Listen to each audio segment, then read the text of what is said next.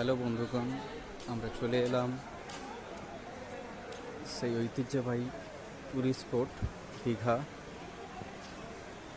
এখানে দেখতে পাচ্ছেন এই দুপুরবেলায় অনেকটাই কম ভিড়। আমরা এই মুহূর্তে সমুদ্র উপকূলের উদ্দেশ্যে রওনা দিচ্ছি। চলুন যাওয়া যাক। আপনারা দেখতেই পাচ্ছেন স্টেশনের ভিতরে অনেক ভিড়, কারণ প্রচণ্ড গরম, প্রচণ্ড রৌদ্র। তো সেই জন্যে অনেকে রেস্ট নিচ্ছে এবং নেক্সট ট্রেনে যাওয়ার জন্য।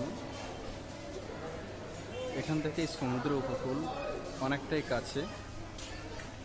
চলুন সঙ্গে থাকুন, পাশে থাকুন। অবশ্যই আপনাদেরকে আমরা